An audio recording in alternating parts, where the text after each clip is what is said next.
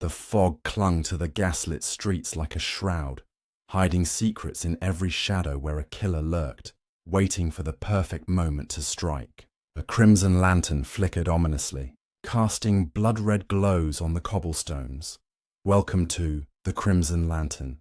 Death in the Dark Streets.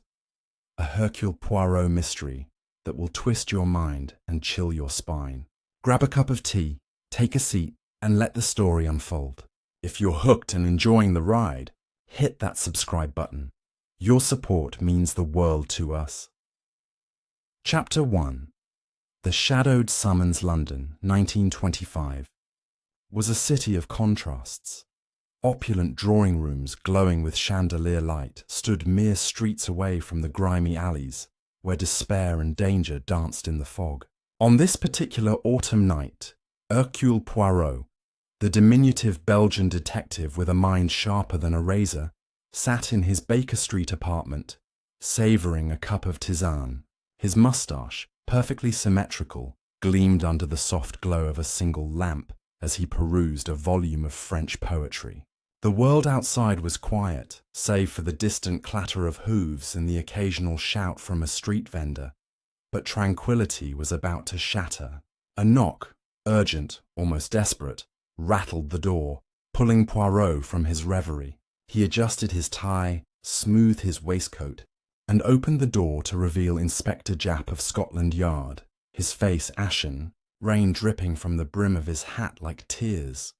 "Poirot, old chap," Japp said, his voice trembling with a mix of exhaustion and dread. "I need you at once. We've got a devil of a case. A murder in Whitechapel, gruesome as they come. A man's throat cut clean through, no witnesses, no clues, save for a blasted crimson lantern burning beside the body like some infernal beacon." Poirot's eyes gleamed with that familiar spark. The one that signalled his little grey cells were already at work. He grabbed his overcoat and cane, his movements precise yet unhurried, and followed Japp into the night, where the fog swallowed the world in a haze of mystery. The streets of Whitechapel were a labyrinth of shadows, the air thick with the scent of coal smoke and damp stone. Gas lamps flickered, casting feeble pools of light that did little to dispel the oppressive gloom. As they approached the crime scene, Poirot's keen senses noted every detail: the uneven cobblestones slick with rain, the distant wail of a foghorn from the Thames, the nervous shuffle of a beat constable guarding the alley's entrance. "This way, Poirot," Japp said, leading him down a narrow passage where the air grew colder, heavier, as if death itself lingered. There, in the heart of the alley, lay Elias Thorne, a merchant of considerable wealth, whose name was known in London's high society. His body sprawled across the cobblestones, his fine wool coat stained with a spreading pool of blood. His throat bore a single, precise slash, so clean it seemed almost surgical, and his eyes stared upward, frozen in a moment of terror or realization. Beside him, untouched by the drizzle, stood a crimson lantern, its flame steady and unyielding, casting an eerie red glow that painted the scene in hues of blood. In Thorne's clenched fist was a scrap of paper, its edges torn, bearing the cryptic words, "The lantern lights the way to ruin." Poirot knelt beside the body, his gloved fingers tracing the air above the wound, careful not to disturb the scene. "Mon ami," he said softly to Japp, "this is not the work of a common thug. The precision, the staging, it speaks of purpose, of intent." Japp, wiping sweat from his brow despite the chill, filled Poirot in on what little they knew. Thorne had been seen earlier that evening at the Black Raven, a tavern known for its unsavoury clientele. Witnesses reported him arguing with a shadowy figure. Some said a man, others swore it was a woman cloaked in black, over matters of money and secrets. Whispers of blackmail had floated through the tavern, tales of Thorne's dealings with unsavoury types, who traded in information as much as goods. "He was no saint, Poirot," Japp said. "Thorne had enemies, business rivals, scorned partners, even rumours of ties to the underworld. But this feels personal." Poirot's gaze returned to the lantern, its glow almost hypnotic. Why leave such a striking object? Was it a signature, a warning, or a lure for someone else? He examined the scrap of paper again, noting the elegant script, the ink still fresh despite the damp. The words suggest a deeper game, he mused aloud. This ruin, is it Thorn's, or does it point to another? The absence of footprints in the wet alley puzzled him. Even the softest shoes should have left some trace. The killer had been meticulous, perhaps too meticulous, as if taunting the authorities with their own incompetence. As Poirot stood, his mind catalogued the scene. The victim's expensive cufflinks, one missing. The lack of defensive wounds, suggesting surprise or trust. The lantern's pristine condition, as if placed deliberately after the deed. He turned to Japp. We must learn more of Monsieur Thorn's life, his friends, his enemies, his secrets. And this lantern, it is no mere prop. It is the key, I am certain.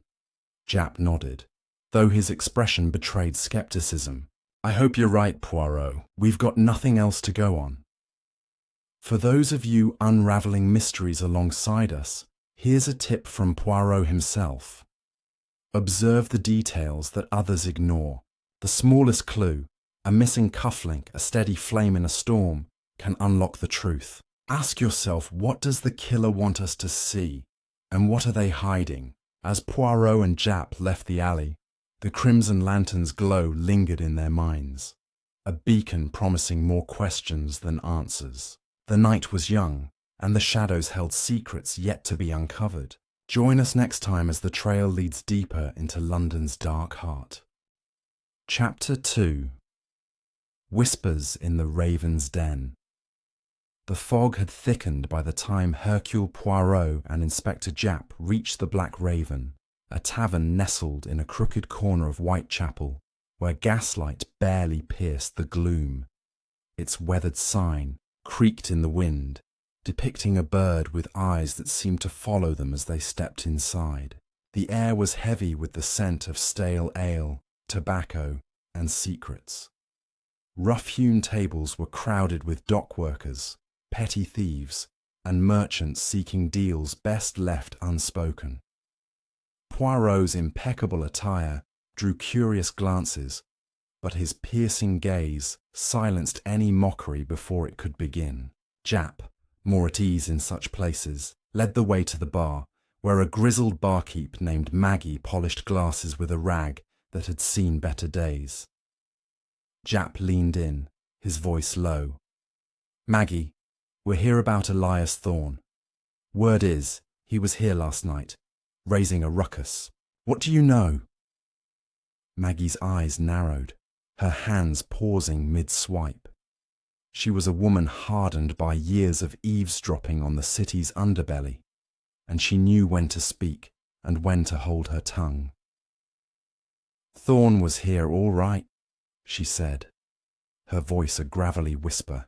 Drunk as a lord, flashing his coin, arguing with a stranger in a hooded cloak. Didn't see the face, man or woman, couldn't say.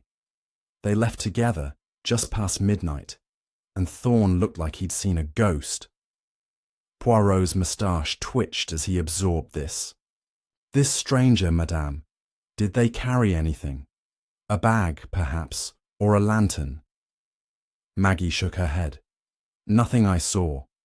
But Thorn was clutching a letter, kept waving it about, muttering about debts and promises.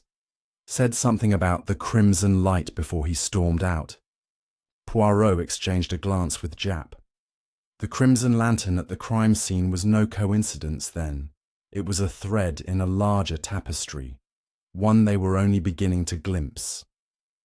The detective moved through the tavern, his steps deliberate, his eyes scanning the patrons. At a corner table, a nervous young man with ink-stained fingers nursed a pint, his gaze darting to the door every few seconds. Poirot approached, his demeanour disarming yet commanding. Monsieur, you seem troubled. Did you know Elias Thorn? The man, introduced as Peter Finch, a clerk in Thorn's import business, paled at the name. I worked for him. Finch stammered. He was a hard man, always pushing for more profit, no matter the cost. Last night he was ranting about a deal gone sour, said someone was out to ruin him. Finch's voice dropped as he leaned closer. He mentioned a woman, Lydia Varnum. Said she knew too much, that she'd bleed him dry if he didn't act fast. Poirot's mind catalogued the name. Lydia Varnum, a potential key to Thorne's final hours. Finch, sensing he'd said too much, clammed up, but not before revealing that Lydia was a society widow known for her charm and her knack for uncovering secrets. Japp jotted the name in his notebook, muttering about checking her address.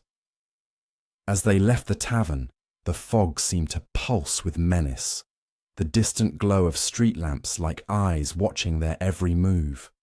Poirot's thoughts churned. The cryptic note, the lantern, the cloaked stranger. Each was a piece of a puzzle, but the picture remained maddeningly incomplete. Japp suggested they head to Thorne's office, a squat building near the docks where ledgers might reveal more about his shady dealings. The office was a chaos of papers, crates, and the faint scent of exotic spices. A locked drawer, forced open by Japp's practiced hand, revealed a bundle of letters tied with black ribbon. Each was addressed to Thorne, written in the same elegant script as the note found on his body. One, dated just 2 days prior, read, "The crimson light will guide you to your fate, Elias. Pay what you owe, or the streets will claim you." Poirot's eyes narrowed as he read the words aloud. "This is no mere threat, Japp. It is a promise, and our killer keeps their word." Among the letters was a photograph, creased and worn, showing Thorne with a woman whose face was obscured by a wide-brimmed hat. On the back, in the same script, LV, Lydia Varnum perhaps. The plot thickened, and Poirot felt the thrill of the chase, his little grey cells humming with possibilities. Was Lydia the cloaked figure, or another player in this deadly game? Japp, growing restless, suggested they track down Lydia Varnum at once, but Poirot raised a hand. "Patience, mon ami. The night is long, and we must tread carefully. This lantern, these letters, they are breadcrumbs left by a mind that revels in control." As they stepped back into the fog, a distant scream pierced the air, sharp and fleeting, swallowed by the night. Poirot's cane tapped the cobblestones with purpose. The game was afoot, and the next move would lead them deeper into the web of deceit. The trail now pointed to Lydia Varnum, a woman whose name carried the weight of secrets untold. What truths would her drawing room reveal? Stay with us as the mystery unfolds. Chapter 3. The Widow's Veil. The fog parted reluctantly as Hercule Poirot and Inspector Japp approached the elegant townhouse of Lydia Varnum, nestled in the quieter streets of Mayfair. The contrast to Whitechapel's grime was stark. Here, polished brass door knockers gleamed, and ivy clung to stone facades like a lover's embrace. Yet the air held a subtle tension, as if the house itself knew secrets it dared not whisper. Poirot's sharp eyes noted the drawn curtains, the faint flicker of candlelight behind them, suggesting someone was awake despite the late hour. Japp rapped on the door, his knuckles firm but cautious, as if sensing the delicate balance of their intrusion. A maid, young and wide-eyed, answered, her apron crisp but her hands trembling slightly. "Mrs. Varnum is not receiving guests," she said, her voice barely above a whisper. Poirot stepped forward, his smile disarming yet insistent. "Mademoiselle, it is a matter most urgent. We seek only a moment of her time, in service of justice." The maid hesitated, then led them into a parlour adorned with velvet drapes and portraits of stern-faced ancestors. The room was warm, almost oppressively so, with the scent of lavender masking something sharper, perhaps fear. Lydia Varnum appeared moments later, a vision in black silk, her auburn hair swept into an elegant chignon. She was in her late 30s, her beauty tempered by a hardness in her green eyes, like emeralds polished by years of cunning. Inspector Japp and Monsieur Poirot, I presume? Her voice was smooth, but there was a faint tremor, as if she'd been expecting this visit. Japp wasted no time. Mrs. Varnum, we're here about Elias Thorne. He was found dead last night and your name came up. Care to explain? Lydia's lips tightened, but she gestured for them to sit, her movements graceful yet calculated.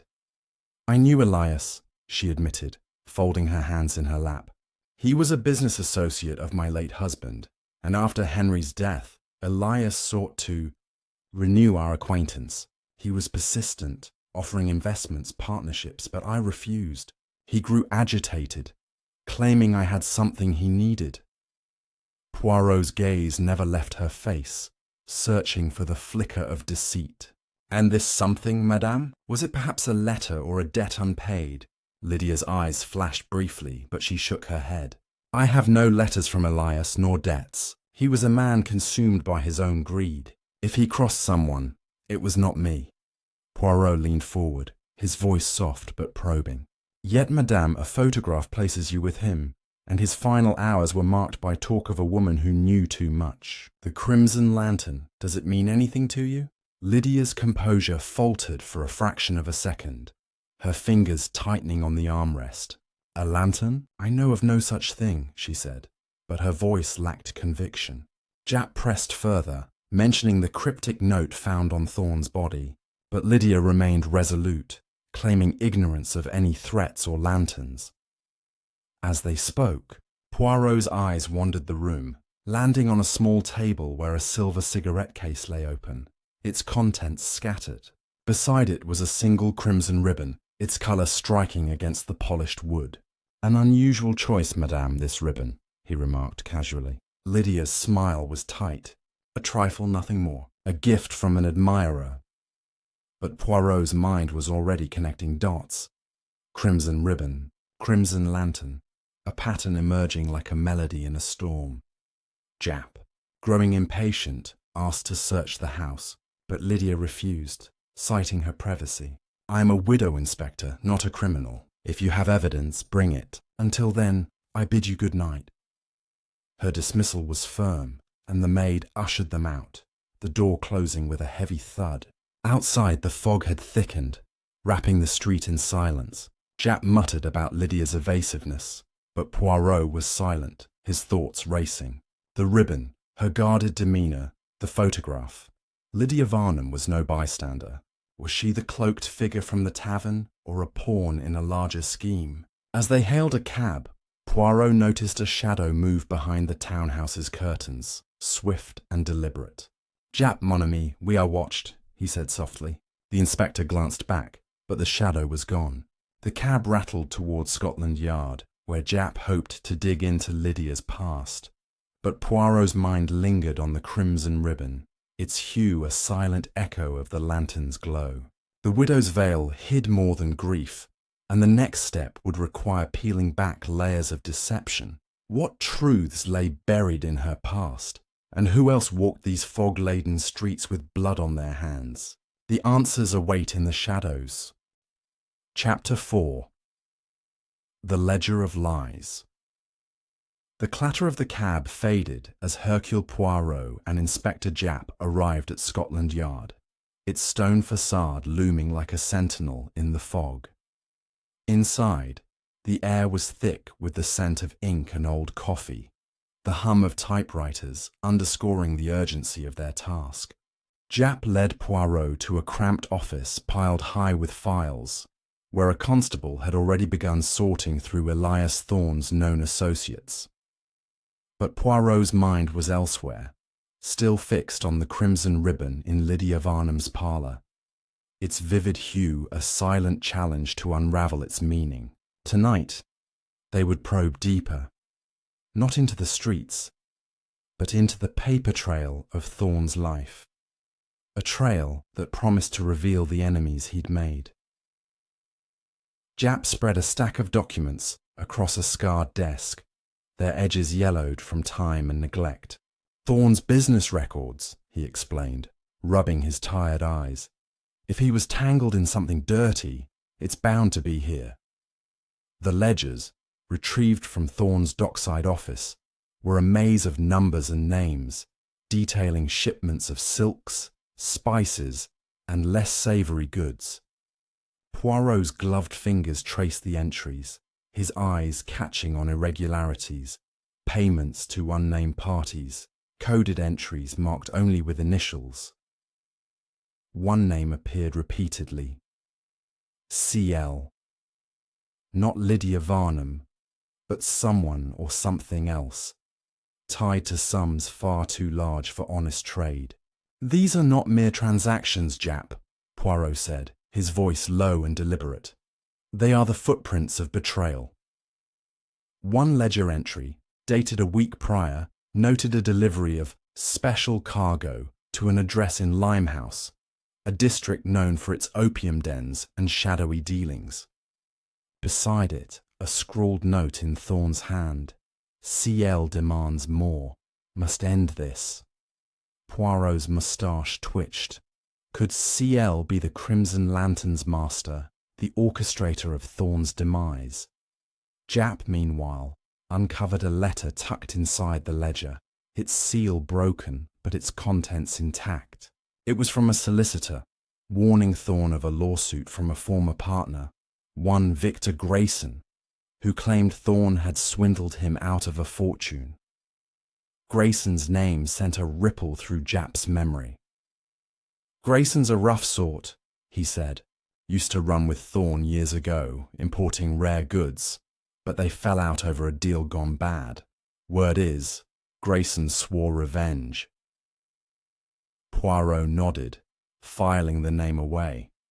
The letter mentioned a meeting scheduled the night of Thorne's death, at a warehouse near the Limehouse docks.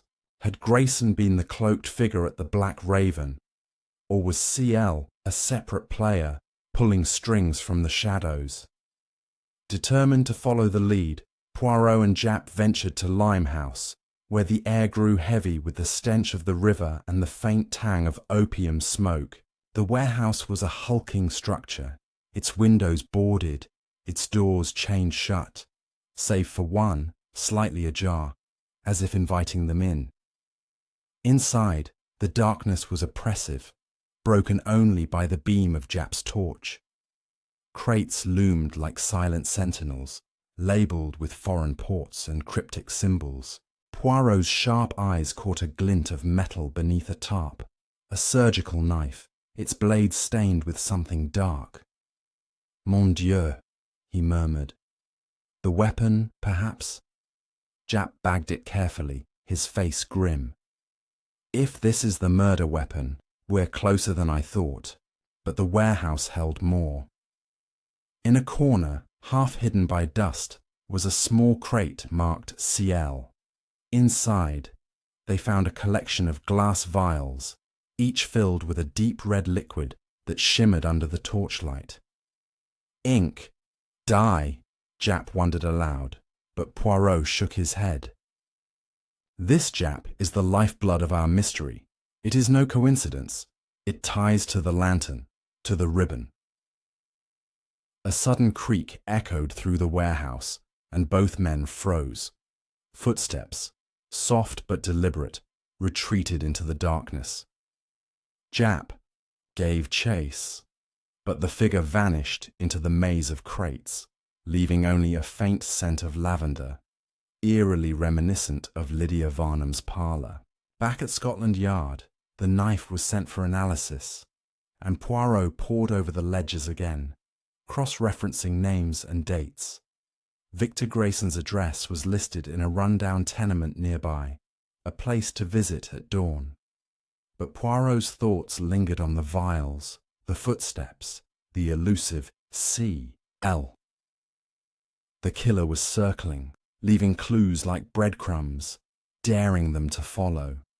The warehouse had been a stage, its props carefully placed, But for whom?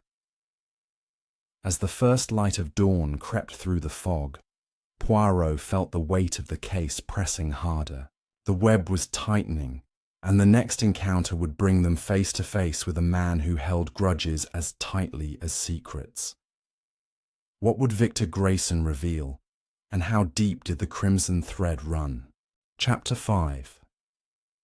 The man with the grudge dawn broke over London with a sickly grey light, the fog thinning just enough to reveal the jagged outlines of Limehouse's tenements. Hercule Poirot and Inspector Japp navigated the narrow streets, their breath visible in the chill morning air. The address from Thorne's ledger led them to a crumbling building, its windows patched with cardboard, its walls stained by years of neglect. This was the home of Victor Grayson, the former partner whose name had surfaced in the solicitor's letter, a man whose bitterness toward Elias Thorne was as sharp as the knife found in the warehouse. Poirot's cane tapped rhythmically on the uneven pavement, his mind weaving together the threads of the case, the crimson vials, the elusive CL, and the shadow that had fled into the darkness the night before. Japp knocked on the warped door, his fist heavy with authority. After a tense moment, it creaked open to reveal Victor Grayson, a broad-shouldered man in his 50s, his face weathered by hard years and harder choices. His eyes, bloodshot and wary, darted between Japp's badge and Poirot's impeccable suit. "What's this about?" Grayson growled, his voice rough as gravel. Japp didn't mince words. "Elias Thorne's dead, murdered 2 nights ago. Your name's come up, Grayson. Care to tell us where you were?" The man's jaw tightened, but he stepped aside, letting them into a sparsely furnished room that smelled of cheap tobacco and despair. The interior was a stark contrast to Lydia Varnum's elegant parlour. A sagging chair, a table cluttered with empty bottles, and a single oil lamp cast flickering shadows on the walls. Grayson slumped into the chair, his hands fidgeting with a frayed cuff. "Thorne was a snake," he said, his voice thick with venom. "Cheated me out of my share of the business 10 years ago. Left me with nothing but debts while he built his empire. But I didn't kill him. Haven't seen him in months." Poirot's eyes narrowed, catching the slight tremor in Grayson's hands. "Yet, monsieur, you threatened revenge, and a meeting was set with Thorne the night he died. At a warehouse in Limehouse, no?" Grayson's face darkened, but he shook his head. "I never went to no warehouse. Thorne sent me a letter, sure, wanting to meet, but I didn't show. Figured he was up to his old tricks trying to pull me into another scheme." Japp produced the solicitor's letter, its accusations of fraud laid bare. Grayson's eyes flickered with anger, but he insisted he'd moved on, scraping by as a dockhand. "I hated Thorne," he admitted, "but I'm no murderer. If I wanted him dead, I'd have done it years ago. Not now." Poirot paced the small room, his gaze sweeping over every detail. A pile of newspapers, a chipped mug, a small wooden box half hidden under a cloth. He paused, lifting the cloth to reveal the box, its lid carved with a crude raven, the same symbol as the tavern sign. "This, monsieur, is most curious," Poirot said, opening it to find a collection of pawn tickets and a single red glass bead, its hue eerily similar to the crimson vials from the warehouse. Grayson's face paled. "Just trinkets," he muttered. "Found 'em in an alley. Thought they might fetch a few shillings." But his voice lacked conviction, and Poirot's little grey cells buzzed with suspicion. Japp pressed Grayson further, asking about the initials CL and the Crimson Lantern. Grayson claimed ignorance, but his eyes darted to the door, as if expecting someone or something to burst through. "I don't know no CL," he said too quickly. "And lanterns? You're barking up the wrong tree." Poirot, however, noted the man's unease, the way his fingers tightened around the armrest when the lantern was mentioned. There was a connection here, buried beneath layers of denial, and Poirot was determined to unearth it. As they left Grayson's tenement, the morning fog began to lift, revealing the bustle of dock workers and street vendors. Japp was skeptical of Grayson's story, eager to bring him in for questioning. But Poirot raised a hand. "Not yet, mon ami. He is a man haunted, but not by guilt, by fear. He knows more than he says, but we must find the pressure to make him speak." They decided to cross-reference the pawn tickets, hoping they might lead to the origins of the red bead or other clues. At a nearby pawn shop, the clerk recognized one ticket, tied to a silver locket pawned months ago by a woman who gave no name but wore a black veil, another echo of the cloaked figure from the Black Raven. The locket, retrieved from a dusty case, was engraved with the initials CL. Inside was a faded photograph of a young girl, her face solemn, her eyes hauntingly familiar. Poirot's mind raced. Could this be the key to CL? Was the girl a daughter, a sister, a victim? The clerk had no further details, but the locket's presence in Grayson's possession suggested he was entangled in the mystery, willingly or not. As they stepped back into the street, a sudden commotion drew their attention. A street urchin, no older than 12, darted past, dropping a crumpled note at Poirot's feet. It read, "The crimson light burns brighter tonight. Follow it, or another falls." Poirot's heart quickened. The killer was watching, taunting them with riddles. The note's script matched the one found on Thorne's body, its threat chillingly clear. Japp cursed under his breath, scanning the crowd, but the urchin had vanished into the throng. "They're playing with us, Poirot," he said, frustration etching his face. But Poirot's expression was one of resolve. "Oui, Japp, but every game has rules, and we shall learn them." The locket, the bead, the note, all were pieces of a puzzle growing ever more intricate. The crimson light beckoned, and the next move would lead them deeper into the heart of danger. Who was the girl in the locket? And what did the killer's warning portend? The answers lie just beyond the fog. Chapter 6. The Girl in the Locket. The morning sun struggled to pierce the haze over London as Hercule Poirot and Inspector Japp stood outside the pawn shop, the crumpled note still clutched in Poirot's gloved hand. Its words, "The crimson light burns brighter tonight. Follow it, or another falls," hung heavy in the air, a taunt that promised more bloodshed.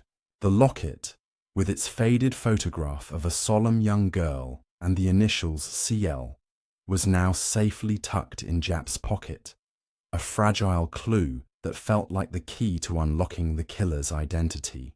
Poirot's mind churned, piecing together the threads, the crimson vials, the raven-carved box, and now this mysterious girl, whose face stirred a vague sense of recognition he could not yet place. Their next move was clear.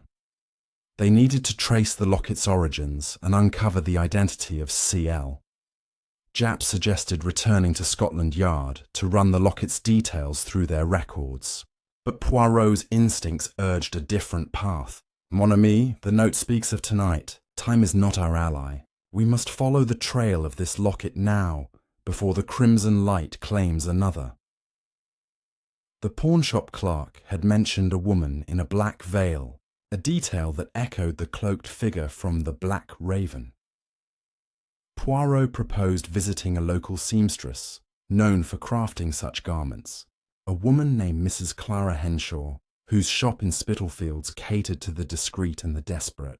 Japp, though sceptical, agreed, and they set off, the city waking around them with the clatter of carts and the cries of newsboys. Mrs. Henshaw's shop was a narrow sliver of a building, its windows draped with heavy lace. Inside, bolts of fabric lined the walls, and the air smelled of starch and rosewater. Clara, a stout woman with sharp eyes and nimble fingers, greeted them with a guarded nod. "Gentlemen, what brings you to my humble shop?" she asked, her tone polite but wary. Poirot produced the locket, its silver surface catching the light. "Madame, we seek the owner of this. We believe it was pawned by a woman in a black veil. Perhaps one of your clients." Clara's eyes lingered on the locket, a flicker of recognition passing across her face before she masked it with a shrug. "I sell many veils, monsieur. Mourning is common in these times." Japp, less patient, leaned forward. "This is a murder investigation, Mrs. Henshaw. Elias Thorne's dead, and this locket ties to his killer. If you know something, speak now. Clara's composure wavered, her hands smoothing her apron nervously. After a long pause, she admitted to selling a black veil to a woman who called herself Miss Clare some weeks ago. She was young, no more than 25, with a voice like cut glass, Clara said. Paid in cash, asked for a veil that would hide her face completely. She mentioned a debt, something about settling old scores. I didn't ask questions. Folks in my trade learn not to. Poirot's moustache twitched as he absorbed the name. Claire, could she be CL? The girl in the locket, grown into a woman bent on vengeance. He pressed Clara for more details, learning that Miss Clare had visited the shop twice, once with a man whose face Clara couldn't see, but whose voice carried the rough edge of the docks. Perhaps Victor Grayson. The seamstress also recalled a peculiar detail. Miss Clare had carried a small satchel from which a red glass bead had fallen, identical to the one in Grayson's box. She snatched it up quick, Clara said, like it was worth more than gold. The trail was growing warmer, but the clock was ticking. Poirot and Japp thanked Clara and stepped back into the bustling streets, the locket's photograph burning in Poirot's memory. They decided to cross-reference Claire with Thorne's known associates, starting with his household staff. At Thorne's grand home in Bloomsbury, the butler, a dour man named Simmons, greeted them with stiff formality. When shown the locket, his eyes widened briefly before he regained his composure. That resembles Miss Clara Langston, sir, he said, his voice tight. She was a maid here years ago, dismissed under a cloud. Mr. Thorne never spoke of her. But there were rumours, debts, a scandal, something he buried deep. Simmons revealed that Clara Langston had been young, barely 16 when she worked for Thorne, and had left abruptly after a heated argument with her employer. Some said she stole from him, Simmons whispered. Others that she knew too much about his business dealings. The butler knew little else. But the name Clara Langston matched the initials CL perfectly. Poirot's mind raced. Could Clara be the girl in the locket, now seeking revenge for a wrong done years ago? And how did the Crimson Lantern fit into her story? As they left Thorne's home, the sky darkened, a storm brewing over the city. Japp suggested tracking down Clara Langston's last known address, a boarding house in Whitechapel. But a sudden shout interrupted their plans. A constable ran toward them, breathless. "Inspector, there's been another murder." Near the docks, same as before. A man, throat cut, and a crimson lantern burning beside him.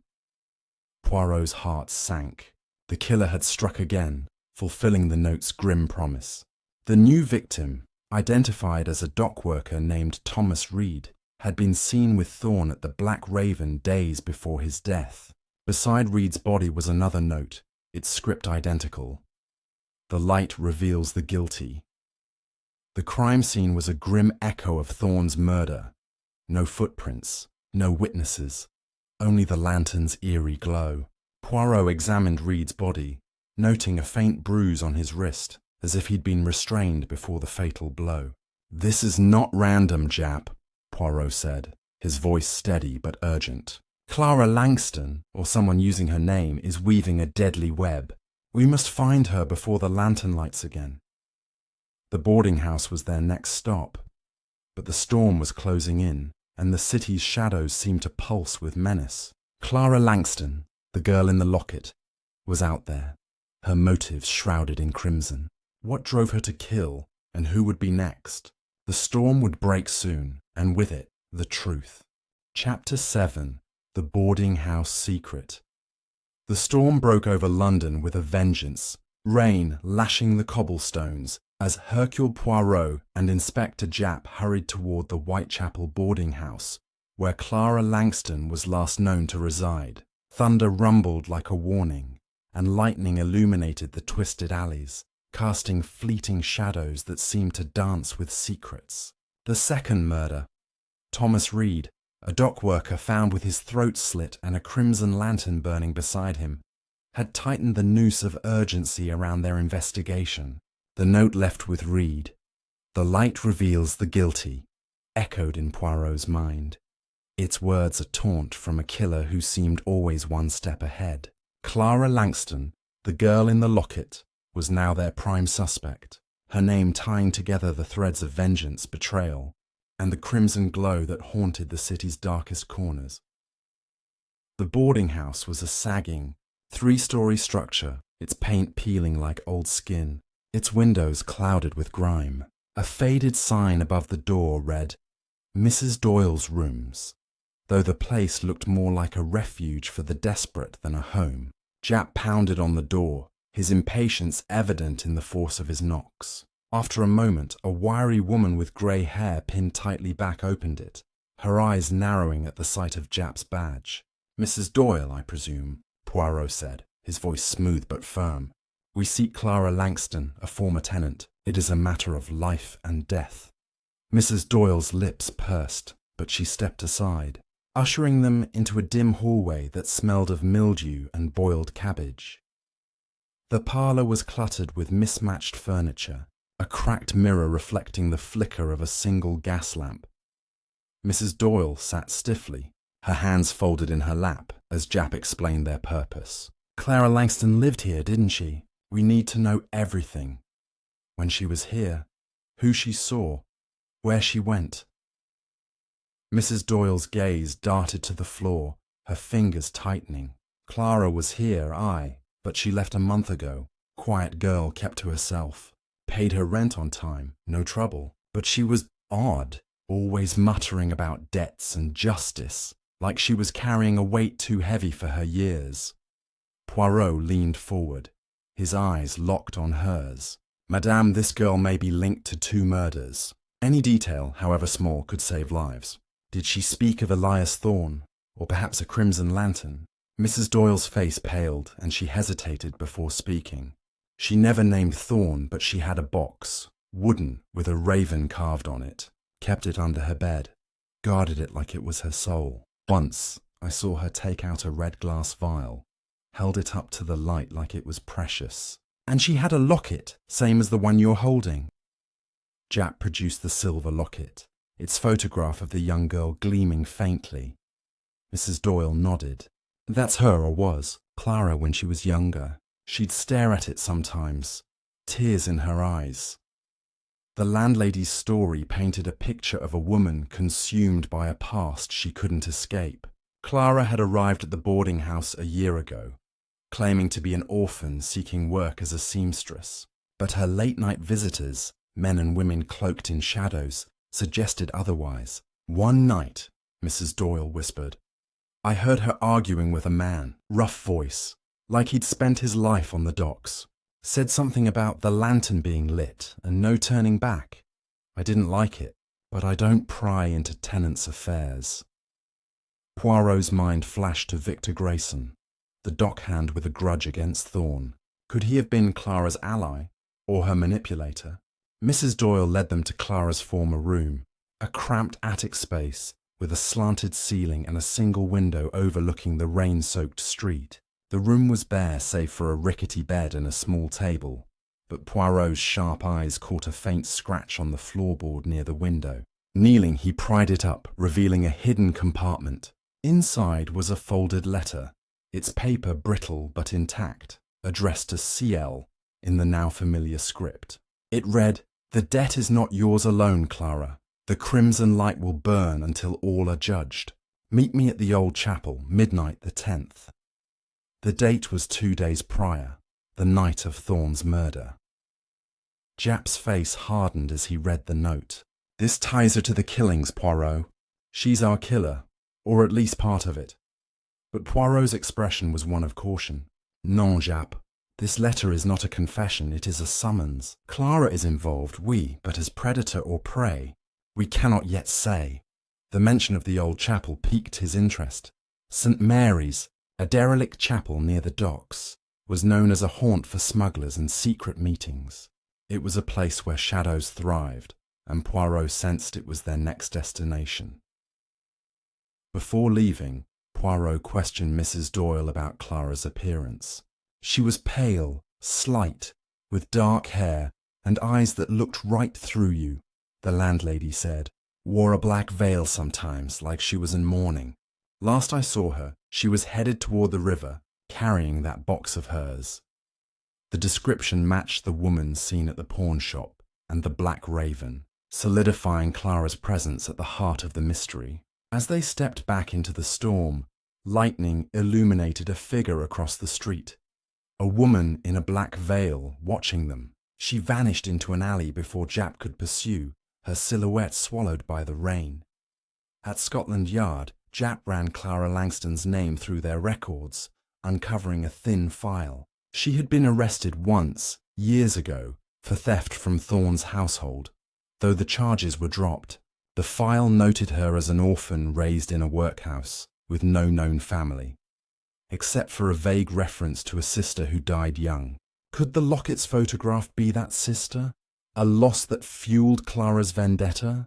Poirot's mind churned, connecting the dots. The raven box, the crimson vials, the chapel. Jap, we must go to St. Mary's tonight, he said, his voice urgent. The killer expects us to follow and we shall not disappoint. As they prepared to leave, a constable burst in, his face grim. Sir, we've got a lead on Thomas Reed's murder. A witness saw a woman near the docks carrying a lantern, red as blood, moments before Reed was found. The witness described her as young, veiled, and clutching a wooden box. Poirot's heart quickened. Clara Langston was no phantom. She was real, and she was close. The storm raged outside, but the true tempest lay ahead, in the crumbling walls of St. Mary's Chapel, where the crimson light awaited. Would they find Clara or fall into the killer's trap? The night held the answers, and time was running out. Chapter 8. Shadows of the Chapel. The storm raged unabated as Hercule Poirot and Inspector Jap made their way towards St. Mary's Chapel, the wind howling through the narrow streets of the docks like a chorus of restless spirits. Rain pelted their overcoats, soaking through to the skin, but neither man faltered in their pace. The note from the boarding house, with its cryptic summons to the chapel, burned in Poirot's pocket like a hot coal, a beacon drawing them into what could very well be a deadly trap. Lightning cracked across the sky, illuminating the skeletal silhouettes of cranes and masts along the Thames, where the river churned with dark, swirling waters. The air was thick with the scent of salt and decay, mingled with the faint, acrid tang of coal smoke from distant factories that never slept. Jap gripped his revolver tightly under his coat, his face set in grim determination. "This feels off, Poirot," he muttered, his voice barely audible over the thunder. "Clara Langston knows we're onto her. Why lead us here unless she's got something planned?" Poirot, his hat pulled low against the deluge, nodded thoughtfully. His little grey cells were ablaze with possibilities. Clara could be the killer, driven by a long-buried grudge against Thorne for some unspeakable wrong done in her youth. Or perhaps she was a pawn, manipulated by another, like Victor Grayson or even Lydia Varnum, whose crimson ribbon and lavender scent lingered in his suspicions. The murders of Thorne and Reed were too precise, too theatrical, with their crimson lanterns and taunting notes, suggesting a mind that delighted in the drama of revenge.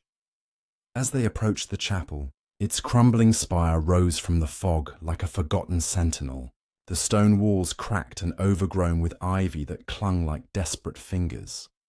St. Mary's had been abandoned for decades, a relic of a time when sailors sought solace before venturing into the treacherous seas. Now it served as a hideout for smugglers, vagrants, and those with secrets to bury. The heavy wooden doors, warped by time and weather, creaked open at Jap's push, revealing a nave shrouded in darkness. Water dripped from the leaky roof, pooling on the flagstone floor, and the air inside was colder than the storm outside, carrying the musty odour of mould and neglect. Faint moonlight filtered through shattered stained glass windows, casting fragmented colours, blues, greens, and ominous reds across the pews. Poirot's cane echoed softly as they advanced, his eyes scanning the shadows for any sign of movement. "Be vigilant, mon ami," he whispered. "The killer thrives in the dark, and this place is their domain." Jap nodded, his torch beam sweeping the aisles, illuminating faded frescoes of saints and sinners, their faces eroded to ghostly masks. They moved toward the altar, where a single candle flickered weakly, its flame dancing as if in defiance of the wind seeping through the cracks. Beside it lay a wooden box, identical to the one described by Mrs. Doyle and found in Grayson's tenement, the raven carving on its lid staring back at them with empty eyes. Jap approached cautiously, his gun drawn, while Poirot hung back, observing every detail. The box was open, revealing a collection of items. More crimson glass vials, their liquid contents glowing faintly in the candlelight, a bundle of letters tied with a black ribbon, and a photograph, larger than the one in the locket, showing a young Clara Langston standing beside a girl who could only be her sister, both dressed in ragged workhouse clothes. The back of the photo bore an inscription: "Catherine and Clara, forever bound by blood and betrayal." Poirot's mind raced. Catherine Langston, the sister mentioned in the police file who had died young. Was her death the spark that ignited Clara's vendetta? Before they could examine further, a soft rustle echoed from the transept, and a figure emerged from the shadows, a woman in a black veil, her form slender and ethereal. She stopped at the edge of the light, her hands clasped before her, holding a crimson lantern that swung gently, its glow casting a bloody hue over the chapel's interior. "You've come," she said, her voice low and resonant, carrying the weight of years of pain. Jap raised his gun. "Clara Langston, you're under arrest for the murders of Elias Thorne and Thomas Reed." The woman lifted her veil slowly, revealing a face pale and drawn, with eyes that burned with a fierce intensity. It was Clara, her features matching the locket's photograph, though hardened by time and sorrow. "I am Clara Langston," she confirmed, her tone steady but laced with emotion. "But I am no murderer, Inspector. The crimson lantern is my creation, yes, a symbol of the light that exposes the darkness in men like Thorne. But I did not wield the knife." Poirot stepped forward, his gaze piercing. "Then explain, mademoiselle. The notes, the lanterns, the vials, what do they mean? And your sister Catherine, what role does she play in this tragedy?" Clara's eyes filled with tears, but she held her ground, her voice gaining strength as she spoke. "It began 10 years ago," she said, her words echoing in the empty chapel. "Thorne was not just my employer. He was a monster. He preyed on the vulnerable, including my sister Catherine, who worked in his household as well. She discovered his smuggling operation, importing opium disguised as spices, bribing officials, ruining lives for profit. When she threatened to expose him, he silenced her, poisoned her with a substance from those crimson vials, made it look like an illness. I was too young, too scared to act then, but I vowed revenge. I gathered evidence over the years, letters, photographs, the vials he used. The crimson light is from a dye I created, a marker for his guilt, left at the scenes to point to his crimes." Jap lowered his gun slightly, intrigued despite himself. "But Thorne and Reed are dead. If not you, then who?" Clara's expression darkened.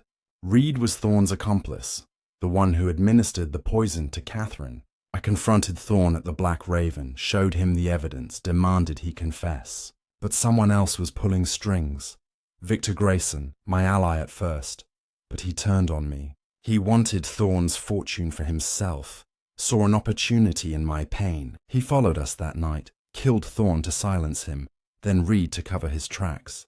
He's the one with the surgical knife. He was a medic in the war, skilled with blades." Poirot's mustache twitched as the pieces fell into place. The footsteps in the warehouse, the rough voice at the boarding house, it all pointed to Grayson. "And Lydia Varnum?" Poirot asked. Clara nodded. She knew of Thorne's dealings, profited from them. She's innocent of murder but complicit in the silence that killed my sister. The lavender scent was her warning to me, left in places to scare me off. A sudden crash of thunder shook the chapel, and Clara's lantern swayed, its light revealing a shadow moving behind the altar. Before they could react, Victor Grayson burst forth, his face twisted in rage, a knife gleaming in his hand. "You meddling fools!" he snarled, lunging at Clara. Jap fired a warning shot, the bullet ricocheting off the stone, but Poirot acted swiftly, tripping Grayson with his cane. The man fell, the knife clattering away, and Jap subdued him with handcuffs. Grayson spat curses, his confession spilling out in a torrent of defiance. "Thorne owed me everything. I killed him to take what was mine, and Reed was a loose end. Clara was the perfect scapegoat. Her vendetta, her lanterns. I'd have framed her completely if you hadn't interfered." As the storm began to subside, Poirot turned to Clara, his expression softening. "Mademoiselle, your quest for justice is understandable, but the law must prevail. You will answer for your part in this." Clara nodded, resigned but relieved, as constables arrived to take Grayson away. The chapel fell silent once more, the crimson lantern's flame guttering out, its secrets finally laid bare. But Poirot sensed one final twist. The letters in the box held more names, more guilty parties. The web of deceit extended further, and the night was far from over. What other shadows lurked in London's underbelly, waiting to be illuminated? Chapter 9. The web unravelled. The storm's fury had ebbed to a persistent drizzle by the time the constables hauled Victor Grayson away from St. Mary's Chapel, his wrists bound in iron cuffs that clanked with every defiant step he took. The man's face, once twisted in rage, now bore the sullen mask of defeat, his eyes darting wildly as if seeking an escape that no longer existed. Clara Langston stood beside the altar, her black veil pushed back to reveal a visage etched with a complex tapestry of relief, sorrow, and lingering anger. The crimson lantern lay extinguished on the cold stone floor, its glass cracked from the scuffle, the red dye within seeping out like blood from a wound. Hercule Poirot, his overcoat damp and his moustache slightly dishevelled from the confrontation, surveyed the scene with his characteristic precision, his sharp eyes lingering on the wooden box and its contents, the letters, photographs, and vials that had been the instruments of this macabre symphony. Inspector Japp, wiping rain from his brow with a handkerchief that had seen better days, turned to Clara with a mix of authority and empathy. "Miss Langston, you'll need to come with us to Scotland Yard. There are questions that must be answered, and your role in this affair, while not murderous, treads dangerously close to complicity." Clara nodded slowly, her hands trembling as she clutched the locket around her neck, the silver chain a lifeline to her lost sister. "I understand, Inspector. I only wanted justice for Catherine. Thorne destroyed her, and in doing so, he shattered me. But I never intended for blood to be spilled, only for the truth to emerge from the shadows." Her voice, though soft, carried the weight of a decade's burden. Each word a pebble dropped into the pool of her memories, rippling outward to touch the lives entangled in this web. Poirot, ever the observer of human nature, approached the box once more, his gloved fingers carefully sifting through the letters. Each envelope bore the mark of secrecy, seals broken, ink faded but legible, names scrawled in a hand that matched the taunting notes left at the crime scenes. "Mademoiselle Langston," he said, his tone measured and probing. "These letters speak of more than Thorne and Reed. There are other names here, merchants, officials, even a name from high society. This is not a solitary vendetta. It is a conspiracy that reaches into the heart of London's underbelly. Tell us, how did you come by these?" Clara's eyes met his, a flicker of hesitation giving way to resolve. She began her tale, the chapel's echoing acoustics amplifying her words like a confessional. "It started after Catherine's death," she explained. her gaze drifting to the stained glass fragments that depicted scenes of judgment and redemption. I was just a girl, dismissed from Thorne's service with accusations of theft to cover his tracks. I wandered the streets, surviving on scraps and odd jobs, but I never forgot. Years later, I infiltrated his circles under false names, working as a maid, a clerk, anything to get close. I stole these letters from his safe, pieced together his network of corruption, smuggling opium, bribing port authorities, ruining families like mine for profit. Reed was his enforcer, the one who mixed the poison from those vials, a rare dye laced with arsenic that Thorne imported illegally. Grayson was a partner turned rival, bitter over lost shares, and he approached me 6 months ago, offering help in exchange for a cut of whatever we uncovered. Japp interjected, his notebook in hand as he jotted down details. And Lydia Varnum? Her name appears in these letters too. Clara sighed, a deep, weary exhalation that seemed to carry the fog of the city itself. Lydia was Thorne's lover once, after her husband's death. She knew of his dealings, turned a blind eye for the luxury it afforded her. She warned me off, left that lavender-scented note in my room, but she wasn't part of the killings. Grayson used my evidence, twisted it for his gain. He forged notes in my script, placed the lanterns to frame me, thinking he could eliminate Thorne and Reed, then pin it on my obsession. He even stole one of my vials to stage the scenes. As Clara spoke, Poirot's mind assembled the puzzle with meticulous care, each revelation fitting like a cog in a grand mechanism. He recalled the missing cufflink at Thorne's body, a detail that now pointed to Grayson's hasty grab for valuables during the murder.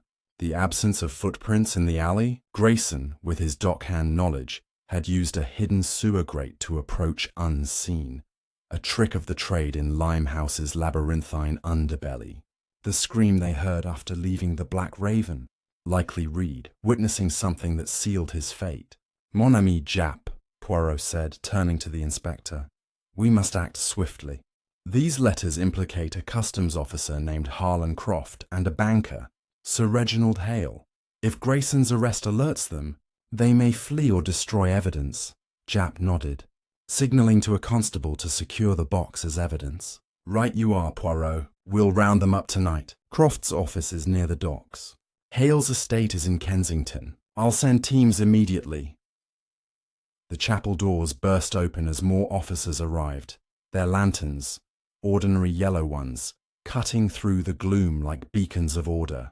Clara was gently led away, her steps echoing with a quiet dignity, while Grayson was bundled into a police wagon outside, his protests muffled by the rain.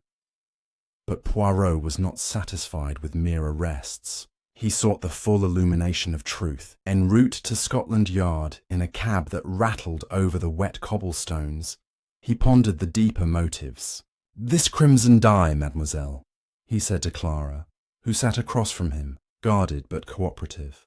"It is no ordinary substance. From whence does it come?" Clara's eyes lit with a spark of her former fire. "It's a rare extract from South American beetles, used in Thorne's smuggling. Harmless as dye, deadly when altered. He sold it to artists and poisoners alike, profiting from beauty and death. Catherine discovered the formula, tried to stop him, and paid with her life." At Scotland Yard, the interrogation rooms buzzed with activity. Grayson, separated from Clara, cracked under pressure, his bravado crumbling as Japp presented the evidence. The knife from the warehouse, matching the wounds, the stolen cufflink found in his tenement, witnesses placing him near Reed's murder. "All right, I did it," Grayson confessed, his voice hoarse. "Thorne cheated me, Reed too. Clara gave me the ammunition, but I pulled the trigger. Thought I could take over the operation, eliminate the loose ends." His admission cascaded into revelations about Croft and Hale, who were arrested that very night. Croft caught shredding documents. Hale, attempting to board a train to the continent. Poirot, in a quiet office amid the chaos, assembled the full narrative for Japp and his superiors. The crimson lantern was Clara's symbol of revelation, but Grayson perverted it into a mark of death. Thorne's empire was built on shadows, and in exposing it, we have dismantled a ring that poisoned London's veins. Clara, facing charges of theft and obstruction, was granted leniency for her cooperation, her testimony sealing the fates of the conspirators. As dawn broke, painting the sky in hues of pink and gold, Poirot stood outside Scotland Yard, the fog lifting to reveal a city reborn. The crimson lantern's glow was extinguished, but its light had pierced the darkness, revealing truths long hidden.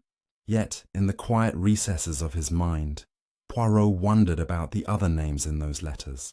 Faint threads leading to distant shores. The game, it seemed, was never truly over. Mysteries lingered like whispers in the wind.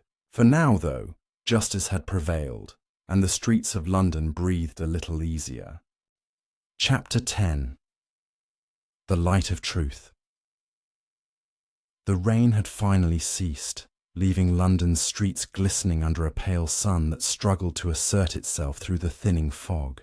Hercule Poirot stood in the Grand Library of Scotland Yard, a room lined with leather-bound tomes and the faint scent of wax polish, where the final pieces of the Crimson Lantern mystery were about to be laid bare. Inspector Japp, his face weary but triumphant, had assembled a small gathering. Clara Langston, now free on bail pending her minor charges, Lydia Varnum, summoned to clarify her role, and the newly arrested Harlan Croft and Sir Reginald Hale, both shackled and sullen, their once imposing facades crumbling under the weight of evidence. The wooden box from St. Mary's Chapel sat on a polished table, its raven carving staring blankly, as if guarding secrets yet untold. Poirot, his moustache impeccable despite the long nights, prepared to unravel the full tapestry of deceit, betrayal, and murder that had stained London's underbelly with crimson. The library's high windows cast slanted beams of light, illuminating motes of dust that danced like ghosts of the case's victims. Elias Thorne, Thomas Reed, and in a deeper sense, Catherine Langston, whose death had set this deadly chain in motion. Poirot began, his voice calm but commanding, addressing the room with the precision of a conductor before a symphony. Mesdames et messieurs, we stand at the end of a dark journey, one illuminated by the Crimson Lantern, a symbol of vengeance, yes, but also of truth. Each of you played a role in this tragedy, knowingly or not, and it is my task to reveal the full scope of the crimes that bound you together. He turned first to Clara Langston, her pale face framed by the black veil she still wore, though it hung loosely now, no longer a mask. Mademoiselle Langston, your quest began with love and loss. Your sister Catherine discovered Elias Thorne's illicit trade in a rare South American dye, a substance beautiful in art, but deadly when laced with arsenic. She threatened to expose him, and for that she was poisoned. A slow, cruel death disguised as illness. You, a mere girl at the time, were dismissed from Thorne's service, branded a thief to silence your protests. For 10 years you gathered evidence, letters, vials, photographs, determined to bring Thorne to justice. You created the Crimson Lantern, a beacon to mark his guilt, but your plan was hijacked by another. Clara's eyes glistened with tears, but she nodded, her voice steady. I wanted him to confess, to face the world for what he did to Catherine. I left notes, placed lanterns, but I never killed. Grayson twisted my work into something monstrous. Poirot inclined his head, acknowledging her truth, then turned to Victor Grayson, who sat in chains, his earlier bravado reduced to a sullen glare. Monsieur Grayson, you saw in Clara's vendetta an opportunity. A former partner of Thorne cheated out of your share in his smuggling empire. You harbored a grudge as deep as hers. When Clara approached you with evidence, you agreed to help, only to betray her. You followed Thorne from the Black Raven, used your wartime medic's skill to slit his throat with a surgical knife, and placed a Crimson Lantern to frame Clara. Thomas Reed, Thorne's enforcer, was next, killed to silence his knowledge of your actions. You thought to seize Thorne's fortune and escape suspicion, but your greed left traces. The cufflink stolen from Thorne, The knife in the warehouse. The footsteps in the shadows. Grayson's jaw clenched, but he offered no defense, his silence a confession of its own. Poirot's gaze shifted to Lydia Varnum, her auburn hair catching the light, her expression a careful mask of composure. Madame Varnum, you were no innocent bystander. As Thorne's lover after your husband's death, you profited from his illicit trade, turning a blind eye to its horrors. When Clara began her campaign, you sensed danger and warned her off with lavender-scented notes, hoping to protect your comfortable life. Your crimson ribbon, a gift from Thorne, was a coincidence that nearly implicated you further. But you did not wield the knife. Your crime was silence, and for that you must face your conscience. Lydia's lips parted, but no words came. She lowered her eyes, a flush of shame creeping across her cheeks. Poirot moved to the table, opening the raven-carved box to reveal its contents. The crimson vials, the letters, the photograph of Clara and Catherine. These items tell a story of corruption that extends beyond Thorne, he continued. Harlan Croft, a customs officer, accepted bribes to allow Thorne's shipments through the docks, ignoring the poison that flowed into London's veins. Sir Reginald Hale, a banker, laundered Thorne's profits, funneling them into legitimate accounts while families like the Langstons suffered. Your names appear in these letters, written by Thorne himself, documenting your complicity. When Grayson killed Thorne, you panicked, fearing exposure. Croft shredded documents. Hale planned to flee, but the Crimson Light, as Clara intended, has revealed you all. Croft, a wiry man with nervous hands, sputtered denials, but Hale, his aristocratic bearing undone, merely stared at the floor, his silence damning. Poirot lifted one of the crimson vials, its liquid shimmering like blood in the sunlight. This dye, extracted from rare beetles, was Thorne's fortune and his downfall. Harmless in paintings, deadly when altered, it was the weapon that killed Catherine Langston, administered by Reed under Thorne's orders. Clara's lanterns, filled with this dye, were meant to expose the truth, but Grayson's murders turned them into symbols of death. Each of you, in your way, contributed to this tragedy, through greed, cowardice, or vengeance. Jap, standing by the door, nodded approvingly. We've got enough here to put Croft and Hale away for years, and Grayson's confession seals his fate. Clara's testimony will help, though she'll face charges for theft and obstruction. Poirot turned to Clara, his expression softening. Mademoiselle, your sister's memory is honoured, but justice must be lawful. Your courage brought this ring to light, and for that, you have my respect. Clara managed a small smile, clutching her locket as if drawing strength from Catherine's image. As the prisoners were led away, the library fell silent, the weight of resolution settling over the room like a lifting fog. Poirot stepped to the window, gazing out at London's skyline, where chimneys and spires stood resolute against the clearing sky. The crimson lantern's glow had faded, its purpose fulfilled, not as a harbinger of death, but as a beacon of truth. Yet, in the quiet corners of his mind, Poirot pondered the other names in the letters, minor players in Thorne's network who had slipped away into the city's vastness. The web was unravelled, but its fringes lingered, a reminder that darkness always found new shadows to hide within. He turned to Jap, his voice low but resolute. Mon ami, the case is closed, but the world is never free of such schemes. We must remain vigilant, for the little grey cells are never at rest.